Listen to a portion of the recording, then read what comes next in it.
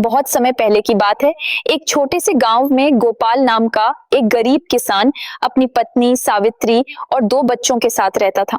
गोपाल ईमानदार और मेहनती था, लेकिन उसकी किस्मत साथ नहीं दे रही थी। उसकी मेहनत के बावजूद भी उसकी फसल अच्छी नहीं हो पाती थी और परिवार को कठिनाइयों का सामना करना पड़ता था। कभी कभी उनके पास भोजन के लिए भी पर्याप्त पैसे नहीं होते थे। फिर एक साल जैसे जैसे दीपावली का पर्व नजदीक आने लगा, गांव में हर जगह रौनक दिखाई देने लगी। लोग अपने घरों की सफाई में जुट गए थे, बाजारों में भीड़ थी, नए कपड़े खरीदे जा रहे थे और मिठाइयों की खुशबू हवा में फैल रही थी। हर कोई लक्ष्मी पूजा की तैयारी में व्यस्त था, लेकिन गोपाल के घर का माहौल बिल्कुल अलग था।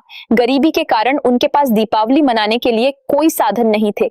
न तो घर में नए कपड़े थे, न मिठाइयां बनाने का सामान, और लक्ष्मी पूजा के लिए भी सामग्री जुटाना संभव नहीं था। गोपाल के बच्चे भी उदास थे। वे देखते कि गांव के बाकी बच्चे नए कपड़े पहनकर मिठाइयां खा रहे थे और पटाखे चला रहे थे। बच्चों की आंखों में भी वही सवाल था जो गोपाल की पत्नी सावित्री के मन में था। सावित्री ने एक दिन कहा, इस साल हम लक्ष्मी पूजा कैसे करेंगे गोपाल? हमारे पास पूजा के लिए न तो सामग्री है और न ही दिए जलाने का तेल। दीपावली बिना पूजा के कैसे पूरी होगी? गोपाल भी इस बात से चिंतित था, लेकिन उसने अपने परिवार का हौसला बनाए रखा।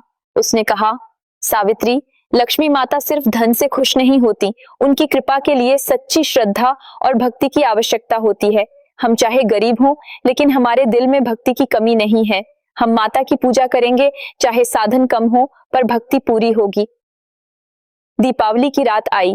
गांव के हर घर में दिए जल रहे थे, लोग पटाखे चला रहे थे, मिठाइयां बांट रहे थे और लक्ष्मी पूजा की तैयारियां कर रहे थे।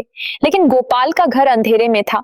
उसके पास दिए जलाने के लिए भी पर्याप्त तेल नहीं था, लेकिन गोपाल ने हिम्मत नहीं हारी।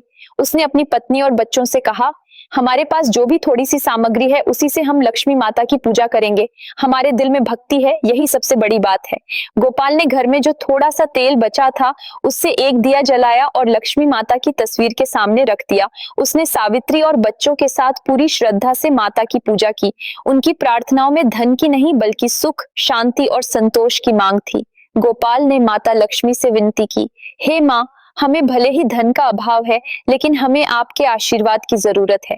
कृपया हमारे परिवार पर कृपा करें। पूजा समाप्त हुई और परिवार भोजन कर सोने की तैयारी कर रहा था। तभी अचानक दरवाजे पर एक दस्तक हुई। गोपाल ने दरवाजा खोला तो सामने एक वृद्ध महिला खड़ी थी। उसकी सूरत साधारण थी, पर उसके चेहरे पर एक अनोखी चमक थी। महिला ने कहा, बेटा, मैं बहुत दूर से आई हूँ, रात हो चुकी है, मुझे थोड़ी देर के लिए शरण चाहिए। क्या मैं तुम्हारे घर में रह सकती हूँ? गोपाल का परिवार गरीब था, लेकिन उनके दिल बड़े थे। उसने तुरंत कहा, माँ, हमारे पास ज्यादा कुछ नहीं है, लेकिन जो भी है वो आपका है। कृपया हमारे घर में रहिए। गोपाल और सावित्री ने वृद्ध महिला को घर के अंदर बुलाया और उसके लिए भोजन की व्यवस्था की। उन्होंने अपना बचा हुआ थोड़ा सा खाना उस महिला को दे दिया और महिला ने प्रेम से वह खाना खा लिया। रात भर वह वृद्ध महिला गोपाल के घर रुकी। सुबह जब सूरज की पहली किरणें फर्श पर पड़ी तो महिला उठी और गोपाल से कहा, बेटा, तुमने मुझे जो प्रेम और आदर दिया, उससे मैं बहुत प्रसन्न हूँ। मैं तुमसे एक रहस्य बताना चाहती हूँ।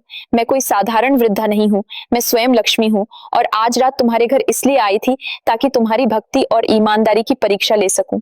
यह सुनते ही गोपाल और सावित्री के पैर तले जमीन खिसक गई। वे घबराए हुए और श्रद्धा से लक्ष्मी माता के चरणों में गिर पड़े।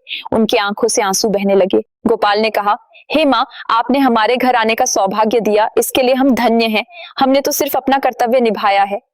लक्ष्मी माता ने आशीर्वाद देते हुए कहा, तुम्हारे दिल में जो सच्ची श्रद्धा और भक्ति है, वह अमूल्य है। मैं तुम पर अपनी कृपा बरसा रही हूँ। तुम्हारे घर में अब कभी धन की कमी नहीं होगी। तुम संपन्न रहोगे और तुम्हारे परिवार को कभी किसी चीज की कमी नहीं होगी। इतना कहकर लक्ष्मी माता ने गोपाल के घर को आशीर्वाद दिया और अदृश्य हो गईं। जैसे ही माता गायब हुई, गोपाल का घर अचानक चमकने लगा। हर कोना रोशनी से भर गया और उनके घर में अनाज, कपड़े और धन का ढेर लग गया। गोपाल और सावित्री ने माता लक्ष्मी का धन्यवाद किया और इस चमत्कार को अपनी भक्ति का परिणाम समझा। इसके बाद से गोपाल का जीवन पूरी तरह बदल गया। उसकी फसलें अच्छी होने लगी, खेतों से खूब धन मिलने लगा और वह अब गरीब नहीं रहा, लेकिन उसने अपनी पुरानी आदतें नहीं बदली। गोपाल और उसका परिवार हर साल उसी सच्ची भक्ति से लक्ष्मी पूजा करते थे। वे अपनी समृद्धि को केवल अपने लिए नहीं, बल्कि पूरे गांव के साथ बांटते थे। गांव के लोग गोपाल के जीवन में आए इस परिवर्तन को देखकर चकित थे। उन्होंने गोपाल से पूछा, तुम्हारे साथ यह चमत्कार कैसे हुआ? गोपाल ने सभी को बताया कि यह लक्ष्मी माता की कृपा है।